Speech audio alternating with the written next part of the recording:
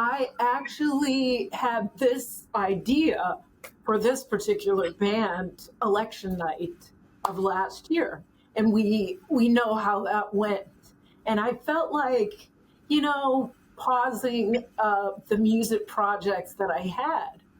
And I just really knew the world needed a Black girl punk band. Rob Ruckus, Nick Collins, Kate Clover, Keith Semple, Isaiah Mitchell, Billy Harvey, Tim Howard. Check it out, Almost Famous Magazine. Hey everyone, welcome back to The Hang right here on Almost Famous Magazine. I'm your host, Scott Saldinger. Thank you for hanging with us, getting to know musicians, learning their stories, and getting to know them well beyond just their music. If you're new to the channel, please subscribe and share. If you've been here before with us, have you told anybody else? Come on, what are you waiting for? Also, if you're one of those people who just loves to take your podcast on the go, you can get us on Apple Podcasts, Spotify, iHeartRadio, and more. As part of our Dollfest 2026 coverage, we're hanging with the amazing Black Gold Sun today. They're a high-intensity female punk trio delivering punk at its purest. Loud, fearless, impossible to ignore. Trust me, they've performed on a street corner. They were impossible to ignore. Formed by members of legendary San Francisco bands Sisters in the Pit, the Hail Marys, and Dolorada, they're fusing blistering riffs, thunderous bass, riotous drums into a live spectacle that's earned them international tours across Europe and China and shared stages with Iggy Pop and the Stooges. Bold, genre-defiant, built to own the stage, and a good sidewalk. Black Gold Sun doesn't follow punk's rules. They tear them up. They're setting the system on fire. I'm so excited to have them with us to learn their story today. Anita, Veronica, and Q Lynn, welcome to The Hang. Hello. Woohoo! Glad to be here. All right. Hopefully I got all that good. I got that right. Hopefully I got all that right. Fabulous. I get 1 point out the gate. I'm excited to talk to Dollfest and your participation, but what I want to do, especially since I did some research and finding stuff on you all. You've got an Instagram page. I found a video of you on the sidewalk, which was just amazing. I don't know a lot about you, so I want to learn about everybody today. So let's start with that. Awesome. Let's talk about how the three of you got to know each other, came together to form the band. Sure. Well, it's a great story. It's a rock and roll story. I actually had this idea for this particular band election night of last year. And we know how that went. And I felt like, pausing the music projects that I had. And I just really knew the world needed a Black girl punk band. So I, of course, thought about Veronica. We've known each other for years, I feel like. And she was the first person who I thought about.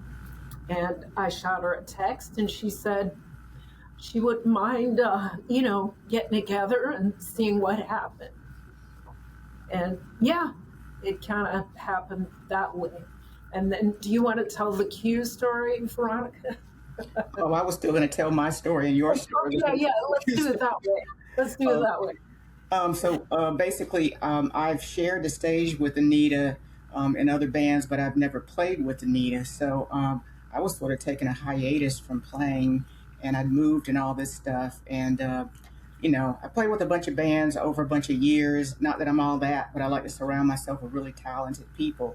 So when Anita called up, I'm like, sure, I'm kind of rusty. Let's see what we can do. And that's how that happened. Now, actually, the way we came upon Q, we tried a few drummers. Q came out of nowhere. Anita, you found her through a friend, I believe. And yeah. This wonderful thing happened. I think we gave Q 2 or 3 songs and said, let's come to practice and see what that sounds like. And, I know what that was like for me. I was like, let me sweat through these songs. Oh my gosh, maybe I can play half of this one and part of that one. Q sat down and played all those 3 songs and then was looking for more. And we said, okay, this one goes like this. Suddenly we had drums and this one goes like this. That very first practice, we could have gone out. It wouldn't have been a perfect show, but we could have gotten away with it with no problem. And then we're like, okay, we're holding on to Q. That's all there is to it.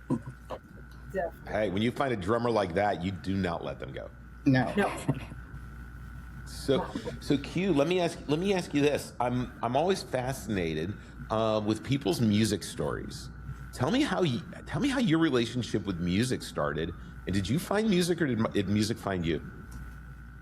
I think music found me by way of like knowing that I come from music in the soul in the home. So my mom and my pops, they played music a lot, and then my dad, he was a guitarist. So as far as music being introduced to me, it was just very loud music that was introduced to me. And I was able to express the music through banging on different things, tapping on different things, moving around to different sounds and those whatnots. And I was able to go into dance. I was able to go into rhythms. And then it went to, my mom got me my first drum lessons when I was 8 years old. So then I started drum lessons at 8. And then from there, kind of stopped because I had moved. And then I was able to pick it back up in middle school. So I was able to do drums in middle school, where there was concert band, marching band. I was playing for the musicals, playing for the choir, just playing for everything that was needed for a drummer at the time. And also doing, sports and community engagement things at the time too. So, yeah, that's how I kind of like just came into the music and the drumming. And then I just kind of evolved a little bit more and went into activating communities with drumming and bringing in a marching band program for the youth and teens, and spreading that out throughout Sacramento, and then moving to Richmond, California, and building that with the music program out in Richmond, California. And then again, bringing all of that through community with second line bands, and also working with different kinds of music bands with Sacramento, different groups, whether it's women's groups, older guys and the jazz heads. Like, I was just always just moving around with just different music, and I never thought I would bump into punk band, but it's on time, because I believe when I went to Oakland, the late auntie teacher Monica Hastings Smith told me that you're a rock star, like, and when you connect with people that share the same story with your music, you guys are going to take off. So I really attribute to my blessing to that. So is this your first foray into punk? Yes. Wow. So you went from having that music in the home. This is beyond even full circle. I mean, compared to what you grew up with. That's incredible. Yes. Thank you. Wow, you're fortunate. You ladies, you were fortunate to have found her, and that she has found her punk. Yeah. Veronica, what's your musical journey been like? Did you find music? Did it find you? How did your relationship with it grow? Well, I was an only child, and I remember after bedtime I had like a little radio, like a transistor radio that I put underneath my pillow and listened to music. I think one of the first songs that I hung on to was like Sweet, Ballroom Blitz, something like that.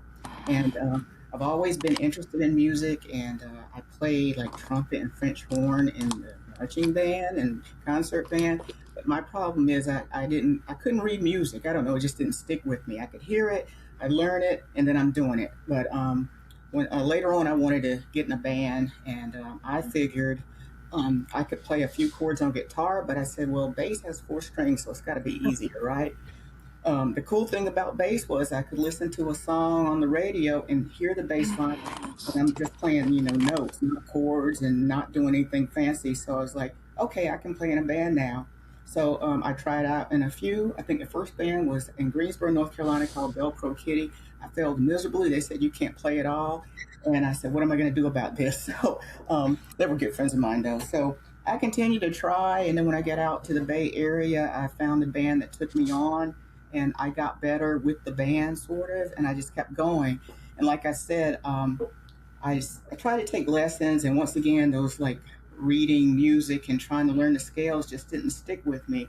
But what I did do was play with people that were really good musicians, and that really stretched me. I couldn't be left behind. I didn't want to hear that, what are you doing here again? And so I just pushed myself as far as that goes. I love live shows. I love all sorts of music, and I got lucky with the people that I've run into that let me play with them. So, yeah. Now, do you have perfect pitch? I mean, did you have just this innate ability to kind of pick it up and not need the lessons? Someone told me once that I did, but I don't think so. I don't know. I think sometimes it's a combination of hard work, and I don't try to do anything fancy. I'm not playing a 5-string upright fretless anything, you know.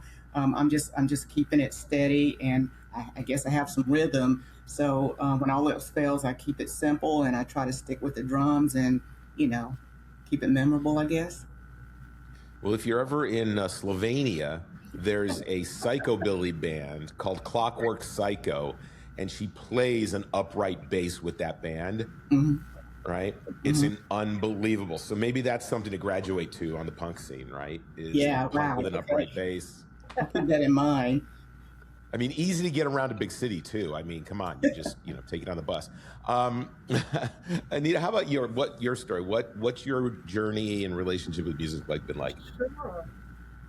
Back in the 1900s, they had this thing called music in school, and I took a guitar class in junior high, and I was like, oh my God, I love this. And I fell madly in love with acoustic guitars and electric guitars. And I had the best dad, and I told him, and bam, I got a guitar for Christmas. Nice. Who have some of your guitar influences been? I would say, so the first record I bought was the Stones. So Keith Richards, every day of the week. I mean, not that I can play riffs like that, but the dude's a genius, you know. And of course, Jimi Hendrix, and the old blues guys. It's just, it's pretty incredible listening to them. So you mentioned to me before we got started that you all are working on an album. What's the writing experience between the three of you like? Who's bringing what to the songs? And as an all African American punk band, right, of females, what are you writing about? Ooh. Well, I have the best band in the world. I just kind of show up with them in rehearsal. And, I get inspired listening to the temperature of the world, so to speak. And again, the best players like Q, the first time we jammed, I think it was 6 or 7 songs she did in less than 2 hours. And Veronica is an amazing bassist. So I feel so fortunate that I can have an idea and they blow me like away. It's pretty incredible. That's been, it's been just a cool thing for me. Yeah, there's a lot of collaboration, but don't sell your lyrics short. You said, the temperature, but I feel like it goes deeper than that sometimes because there's a layer. You can take it this way, you can take it that way. How are you going to interpret these lyrics? And you do that without it being like overly dramatic or anything. It just hits home. So I want to throw that in there. And then another thing, I think, working together, that it's not this is my song and this is what I hear. It's very collaborative. And, I always hear something and it sounds great. And I'm like, suppose we try this thing, and we try it and it sounds horrible. And it's like, okay, maybe not that, but let's try that thing. And I think it's great in a band like that where there's no one who's like saying, we're going to do it my way or the highway. So things kind of develop and evolve under those circumstances. And so it's everybody's creativity and everybody's got a different background and the kind of stuff they listen to and everything. So it comes together in a good way that way. Yeah, and I like to add to that too. Would be the 2 words I'm thinking of is tone and texture. So Anita's really good at describing what the tone is, and I can ask like what the tone is. Are we gonna go? So if she's talking about fight, she'll be able to add what the accent is or what the vibe is, what the energy. So I love that, and then I also love that we can have the different varieties of like our dynamics. We can go really high, and then we can bring it really low too. So Anita's really good at like showing how to do those cues, and I love how you two connect and let me know that we're bringing it down or we're gonna bring it back up. So I love those verbal cues that you do, and with the music because it comes to life when we present it or when you present it in the studio. I'm excited that you said tone and texture that's been coming up in a lot of conversations I've been having lately with people. We, because it's so kind of, I don't know, for lack of any other way of putting it, we live in a somewhat homogenized musical world these days due to technology. And, I find that the things that are really drawing me to certain musicians these days are tone and texture. I see. Yes. And it's being able to have a differentiation, right, between yourself and what other people have made. So I love the fact that you're saying that, which makes me super excited to hear the music when it comes out. So I'm curious, as I did my research, I found that Sidewalk video. How did that all happen? Like, was that spontaneous? I mean, what's the story behind that? I want people to go. I'm going to put the link down below, by the way, so that people can go see it. So it was really cool. I randomly bumped into this woman named Jen, and she owns a skateboard shop in San Francisco. And it's kind of rare for a woman to own a skateboard shop. And I think it was 6 a.m.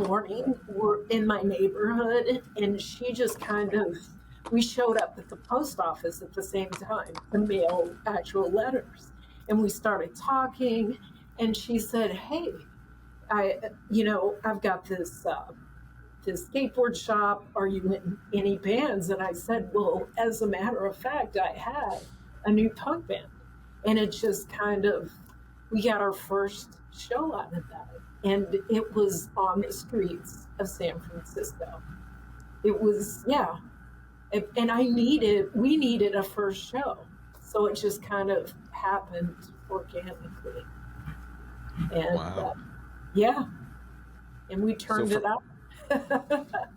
Oh yeah, no, absolutely. Everybody, once you're done with us today, let us get to the end. Don't run off now. Once you get to the end, I want you to go down to below, and I want you to click the link. You got to see this Sidewalk show. I'm curious, how did that lead to you all playing at Dollfest? I think this is amazing. You went from the Sidewalk to Dollfest. Tell me the story. We totally did. We were, gosh, Veronica, help me. What show were we at? We were at what's the place that's outside of Berkeley? Ivy. We had a show. We had a show at the Ivy Room. Was that our second show? It was our second show. Yeah, and someone was there with the Dollfest, and somebody talked to somebody and said they should play Dollfest, and so we said, I don't know, it just happened. Yeah. Let me guess. I'm gonna think that I'm thinking it was Maria, because she is not afraid to ask anybody for anything, and I love that about her. She is fearless, and I think putting together something like Dollfest, you have to be fearless and ask anybody you want to, and not take a no for an answer. So I think that's awesome.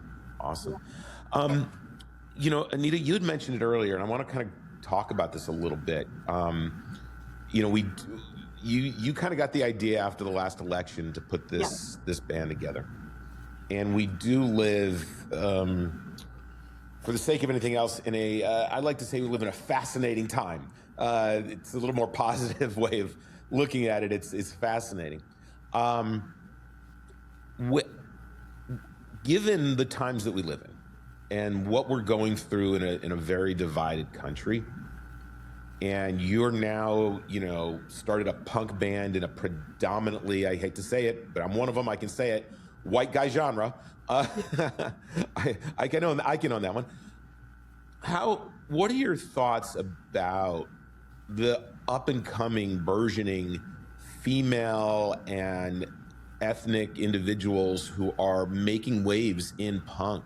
Because it seems to be a pretty big wave of people that are coming up and really showing their power in their voice. What are your thoughts on punk these days, and the place that people who aren't perceived to belong there, the power they have to be there? Well, I kind of feel like if you build it, they will come. So in the early 2000s, a legend named Iggy Pop saw 3 black girls on MySpace. And I think we were the 99th band that he had watched. And he said, those girls, I want those girls to go on tour with us. And it was like, what an honor to have this legend like believe in us. And I feel like, especially today, people listen to all types of music. And we live in the Bay Area, so anybody can be at a punk show. It's just like those pockets maybe, you know, I've lived in the South, I've lived in the Midwest, and I've been the only one who's looked like me in those rooms. And music is music. I feel like, you know, especially today, people need to work things out. I feel like there's rage. Rage is a perfectly human emotion. It's just the way that you express it. Now, you can go to a punk show and express it. And that, I feel like we want to give people, all kinds of folks, a safe space to gather and just let it go. And yeah, that's what I feel. Yeah. What do y'all feel, Veronica? Let me know. I'm curious about you and Q. Q, you go ahead. I'm still open on what it means. This is the time to really speak. We have the platform, we have the tools, we have the resources, we have the united people coming together for the cause, for the revolution per se. And that revolution is in us unifying through the spirit of music to be telling the real story of what is going on. So this is that next cycle of people that look like us three that get to be in these spaces, and it comes from with our tone and the texture of who and what it is, that it's going to be very real. So this is our time to be what punk is. And punk, I remember as a young person, I was like, oh, I knew what punk was. I just wasn't ready for it. I almost say that I was punk then. So now being this person to be in this time, in this space, I'm going to not only do it, we're going to do it. So that's what I'm thinking as far as what these times are, as far as that your shirt is making me laugh. Yeah, so that's where I'm at, Anita. I don't know. I'm going to pass the mic, Anita. Go ahead, Veronica. I think yeah. Okay, so for me, I mean, what is punk? I mean, it's a pretty broad term. I mean, it could be a musical style. It could be a philosophy. So some people might listen to our music and say, well, you don't sound like, I don't know, Black Flag, so you're not punk or whatever.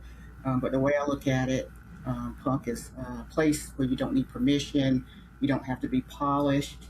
You don't have to seek approval, but basically you're just trying to speak your truth. And honestly, if you wanted to do it with a harmonica and stomp your foot, that can be punk. So that's the way I'm coming from. Like I listen to all sorts of music. I mean, all sorts of music, except I don't like country so much, but I'm getting there. But in any event, I think it's just how we define it and what we're putting out there and what people are willing to accept from us. And we're trying to create something that entertains and educates, I suppose, all while having fun. Yes.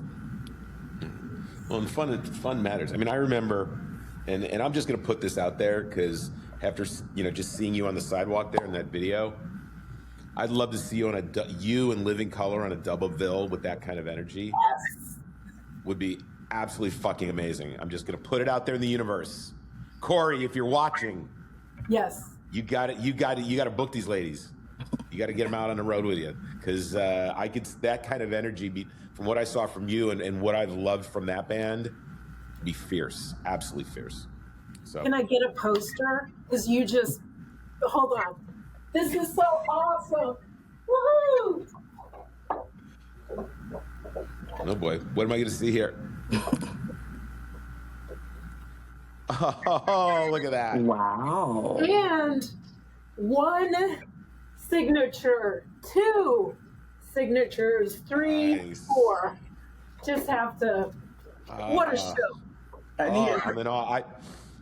I Where was don't that have. show? I don't have. where was that show? Where was the show? It was at the Independent, the old kennel club, which I is was where there. I saw her. What? I was Oh my there. God! Yeah, we have to go back to a kennel club story after we finish this question, because that's a magical place. Well, tell You me, were tell me there? about it. I mean, you were there together. Tell us the story. How'd you not meet each other then? This is crazy. So when I landed in San Francisco, I went to this club. It was called the Kennel Club. And if you can imagine, like, sweat dripping from the ceiling and like packed with like hundreds of people. And I'm like, what the hell is going on? Because I'm a Southern / Midwestern kid and had just gotten off the boat, so to speak. So I look at the stage and I see this Black girl on bass who is killing it. It was probably a skirt involved and high boots and just rocking. And I'm like, oh my God, who is this band? Wow. And they were called the Hail Marys. And so when I saw Veronica for the first time, I thought, 1, oh my God, I'm seeing myself. This is a Black girl who obviously likes rock and roll. 2, one day I'm going to be in a band with her. I don't know her name, but I'm going to be in a band with that girl. And then, bam, years later, I looked at our first rehearsal. I was like, oh my God, I'm in a band with her. Which is what You manifested it. That I said. It took some years, but it was at the Kennel Club, which is where we both saw Living Color, and I didn't even know you were in that show. Yeah, I think I met them after that show. But let me tell you, all that sweat and stuff that was happening, it's probably because I was wearing pleather, because that was the thing. But that was another situation. The forever. Go ahead. The forever unbreathable pleather. Yes. Yes. It was the style of the times. But, that was a fun band, and another situation where I was surrounded with some really powerful people. That I don't even know how I managed to get in that band, but I was very happy to be there, and I worked very hard to be a part of it, and we had a good time. That's awesome. Well, look, I'm in awe of that poster that you have, Anita. Yeah. I've seen them 4 times. I do concert photography as well, and I got a chance to photograph them here in Dallas once. The first time I saw them was in Washington, D.C., and that was a powerful show, and that goes back 20 something years ago. But an incredible band. And again, Corey, if you're watching, anyone watching now who knows Corey, get your ass on the phone and make the call. I want to see that show. I will get on a plane for that show. So come on, Corey. Come on, Vernon. Hey, I get on a plane for that show too. So thank you.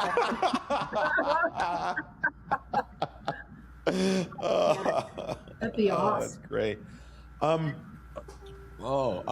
right. So let me think. Where was I going to go next? You all have had some great, amazing opportunities to perform in different bands, different genres, things like that. And just like I just put, we're going to try and manifest this whole Living Color thing. I love to put good things out in the universe because you never know, again, who may be watching. And, some people have bucket lists. Some people have vision boards. Everybody's got a dream. I want to go around and see, learn from each of you. If there was one individual, musician or producer, that you could go spend a day to collaborate with in a studio, who would it be and why that person? Q, I'm gonna ask you first. I would probably go with the late Jay Dilla. And the reason, because I really think he's an awesome producer. His sound and his detail to drums, and especially how he was able to tweak the drums with not just playing live drums, but slowing drums, adding drums, like, but just his detailed drums and also his sampling. I love Jay Dilla's sampling. And there's also other tracks too that he could go really grungy, he could go really heavy metal, and it turns into some hip hop, and it goes very spacey, and then he brings it back down. So I would say Jay Dilla. That would be one artist or one producer. Q, I'm gonna give you a second. I'm gonna tell you why. Okay. 'Cause I want you to put someone out there who's alive today. So if they get a hold of this, you get that opportunity. Oh wow. Who would it be? Who's someone living that you would be like, I want to spend a day with them? Shoot. I'm just off the top of my head, probably right now, Questlove. I saw him last night. He came out to the Rink Studios and performed with Flip a Beat Club, and he closed out the night with his producing. But of course, again, Questlove. I got to see him in Sacramento 15 years ago, and he performed at Ace of Spades, and I got to connect with him, got drums, got to take the photo, drum pad, everything. So now being able to connect with him because his DJing, I hear his drums in his DJing, so inspiring. And he was able he kept the vibe going. So I love Quest. And again, he's very hardworking, very humble man, very chill, very chill. So that would be one artist. Yeah. All right. Anybody watching knows Questlove. You know what to do. You've got your marching orders. Yes. Veronica, how about you?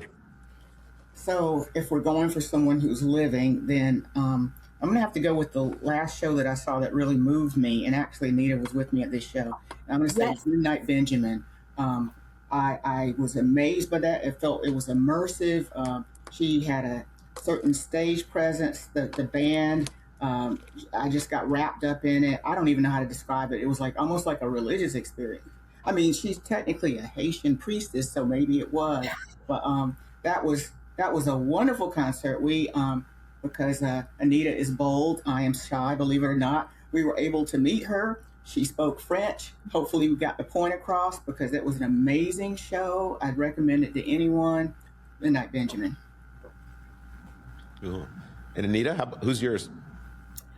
Well, I would have to say I'm a huge fan of Dave Grohl. Like that guy, every song. It's like it's the last song he's ever gonna sing in his entire life.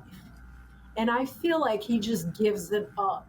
And with this band, with Black Gold Sun, from the first note, I'm this high in the sky. And before, like in other bands, it would take me a little bit, get off the runway and kind of get in the air a little bit before you hit 30,000 feet. But with them, it's bam. It's a punch in the face. A good punch, full of love.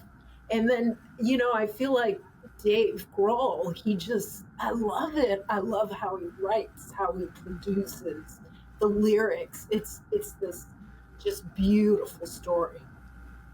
Well, and we know from during COVID, he definitely watches things on the internet because look what he did with Nandy. So you never know. Maybe he's watching today, but if someone out there does know Dave, you got to get him a link to this episode. We'd love to open for him. Let's make. You know what? We've had one, two, three, four. We have 4 things to make happen. Something's going to come out of this. I've got a feeling something's coming out of this. Here's what I want to do. You've got an album. It's going to come out sometime. Yes, right? It is coming sometime you're working on it. I'm thinking sometime. May. How are you guys feeling? Announced for the first time. What do you think? May, June? 2026. Yeah. All right. May, June. Give you a little leeway. Yeah. Here's what I want to do. Okay. I have loved this. This has been awesome to hang with you. I want you back as soon as that album's done, and I want to talk about all the songs and the messages. Yes. Right? I want to continue. We're going to do a part 2. All right. Okay. So we're going to do part 2 is the album and the message, because I've got a really good feeling this is going to be a strong album and a great message. So that's what I want to do. In the meantime, everybody who's watched us today, here's what you got to do. You got to go to the link below. Okay. You've got to go watch Black Gold Sun. rocking it out on the streets of San Francisco. Number one. Number two, if you see that they're playing somewhere, I want you to go buy a ticket and see them. Help them build this album. Music and art are not free. Support all your bands. Support these ladies. Make their dreams come true. So that's number two. And number three, I want you to all go and get a ticket. Maybe you get on a plane and you go to Dollfest, either in Mexico City or you go to Oakland. Take your pick. It's a vacation. Either way, support what women are doing in music now more than ever. Please. Ladies, this has been a fantastic opportunity to get to know you. I thank you so much for spending time with me. I really do. And for joining us and telling us your story. I cannot wait to do this again. I'm super excited. So please be good and safe. I'm going to try and get to Dollfest. Maybe I'll get a chance to meet you. If not, we're definitely going to get back together and do another episode.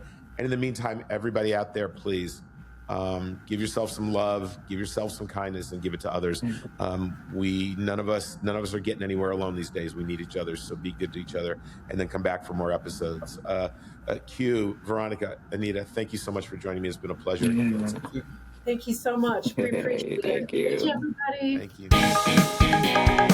Thank you.